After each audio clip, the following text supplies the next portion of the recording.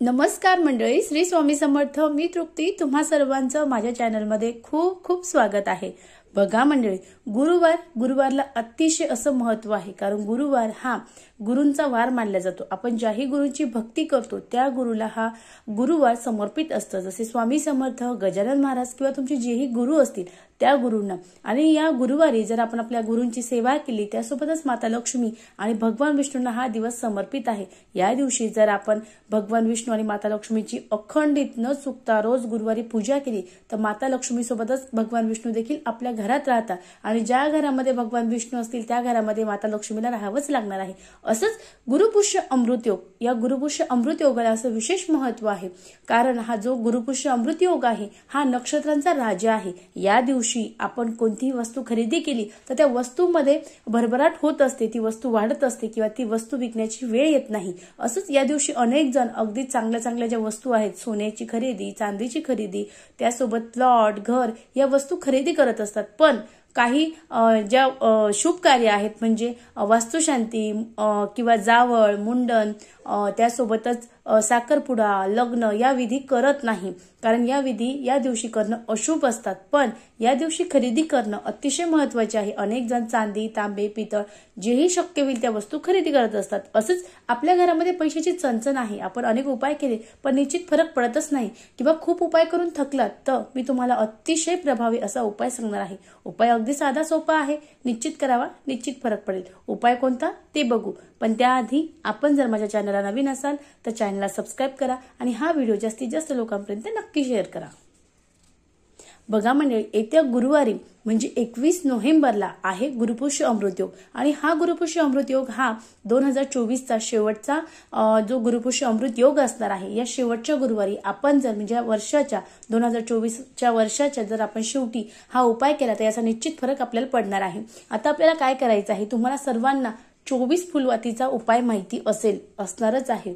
पण तो आता कसा करायचा, कधी करायचा, आणि खरंच सांगते यांनी फरक पडतो का? मंडळी, खरंच सांगते, उपाय मी देखील केला आहे, माझ्या भरपूर ओळखीच्या लोकांनी पण केलेला आहे, त्यांना निश्चित फरक पडला आहे.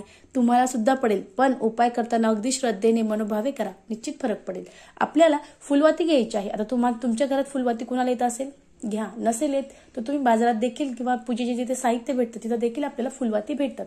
आता फुलवाती घरात आणायची आहे. आता घरात आणल्यानंतर जी सेवा आहे फार किचकट आहे, किंवा पहिल्या दिवशी 1 वात लावायची, दुसऱ्या दिवशी 2 वात लावायची, तिसऱ्या दिवशी 3 वात लावायची. मग आमचा चौथ्या दिवशी प्रॉब्लेम आला किंवा सुतक पडलं तर मग काय करायचं? तर तो दिवस तोपर्यंत स्किप करायचा. आता लक्षात राहणार नाही, मग काय करायचं?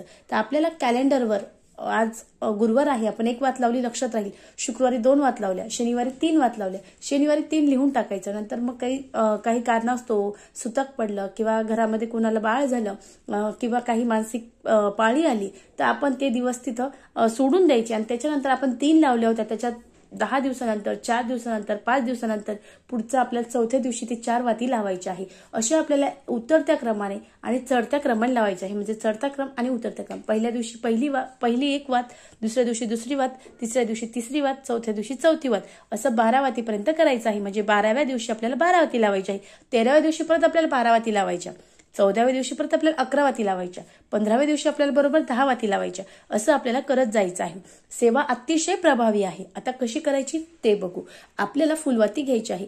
तुमच्याकडे जेवढे फुलवाती असेल तेवढ्या घ्या. पण आता खरंच तुम्हाला लक्ष्मी प्राप्ती हवी असेल, अखंड लक्ष्मी प्राप्ती हवी असेल, तर थोडासा पोटाला चिमटा घेऊन तुम्हाला हे करणं गरजेचं आहे. आपल्याला चांदीची निरांजनी घ्यायची आहे. आता तुमच्याकडे चांदीची निरांजनी नाही तर ठीक आहे, पण मंडळी, तुम्ही जर या गुरुपुष्य अमृत योगावर म्हणजे काहीतरी सकाळी 6 वाजता लागणार आहे, 3:30 पर्यंत मुहूर्त आहे, या मुहूर्तावर जर तुम्ही चांदीची निरांजनी खरेदी केली तर तुम्हाला याचा जो फायदा आहे हा अतिशय प्रभावी असं भेटणार आहे. आता माझ्याकडे मातीची पंती आहे, धातूचे जे पितळ, तांबे, चांदी किंवा मातीची पंती आहे. मग मी याच्यात लावू शकतो का? नाही. हा जो उपाय आहे किंवा याची तुम्हाला फलप्राप्ती हवी असेल किंवा लवकरात लवकर तुम्हाला अखंड लक्ष्मी प्राप्ती हवी असेल तर तुम्हाला चांदीचीच निरांजनी घ्यावी लागणार आहे.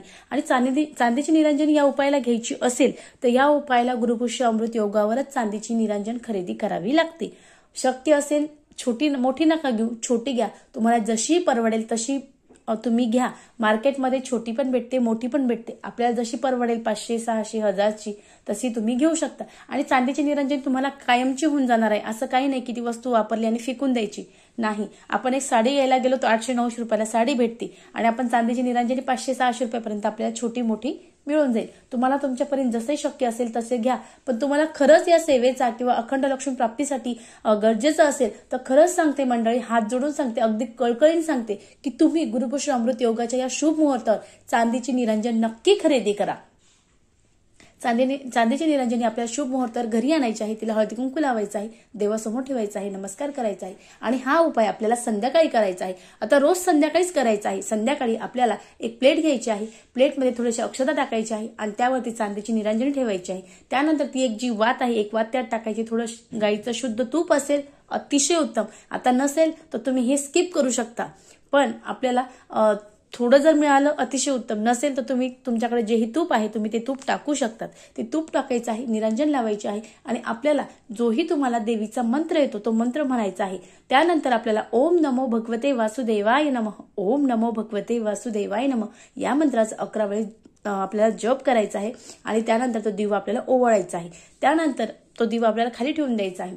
आपल्याला ही सेवा कंटिन्यू 24 दिवस करायची आहे. म्हणजे आपल्याला 1, 2, 3, 4, 5, 6, 7, 8, 9, 10, 11, 12 दिवस क्रमांकाने वाती लावायची आहे. आणि त्यानंतर परत आपल्याला 12, 11, 10, 9, 8, 7 अशा वाती लावायच्या आहे. उपाय अगदी साधा सोपा आहे, पण अगदी मनोभावे श्रद्धेने करा, निश्चित फरक पडेल. आणि सगळ्यात महत्त्वाचं म्हणजे तुम्हाला या शुभ मुहूर्तावर चांदीची निरंजनी नक्की खरेदी करायची आहे. हा उपाय खरंच अतिशय अतिशय अतिशय असा प्रभावी आहे. खूप जणांना फरक पडला, तुम्हाला देखील पडेल. कितीही घरात 18 दारिद्र्य असू द्या, घरात पैसा टिकतच नाही, घरावर कोणी करणी-बाधा केली आहे किंवा लक्ष्मी बांधली आहे, काहीही करू द्या, पण हा उपाय जर तुम्ही अगदी मनोभावे केला आणि चांदीची निरंजनी नसेल, परवडत नसेल, पोटाला चिमटा घ्या, पण चांदीची निरंजनी आणा आणि बघा खरंच तुमचं जे आयुष्य आहे, तुमच्या आयुष्यातला भाग्योदय नक्कीच होणार आहे. तुमच्याकडे लक्ष्मी राहतच नाही तर तुमच्या घरामध्ये थोडी थोडी थोडी थोडी हळूहळू तुमच्या घरामध्ये लक्ष्मी अखंड वास करणार आहे. उपाय अगदी साधा सोपा आहे. काही नाही, आपल्याला एक तर फुलवाती लागणार आहेत. फुलवाती रोज आपल्याला मोजून जे आहे त्या तुपामध्ये भिजवून ठेवा आणि त्यानंतर 1, 2, 3, 4 जशा फुलवाती आपण जसे दिवस वाढणार आहेत तसे आपल्याला क्रमांकाने आपल्याला फुलवाती जाळायची आहे. बघा अगदी साधा सोपा उपाय आहे, निश्चित करावा. खरंच अतिशय अतिउच्च कोटीची सेवा म्हणजे गुरुपुष्य अमृत योगाला जर आपण ही सेवा केली तर याचं निश्चित फळ आपल्याला भेटत असतं. अनेकांना फरक पडला आहे, तुम्हाला देखील पडेल. जी सेवा आहे ती अगदी श्रद्धेने मनोभावे करा, निश्चित फरक पडेल. व्हिडिओ प्लीज सबस्क्राईब करा, हा व्हिडिओ जास्तीत जास्त लोकांपर्यंत शेअर करा. परत भेटू एका नवीन व्हिडिओमध्ये. श्री स्वामी समर्थ. धन्यवाद.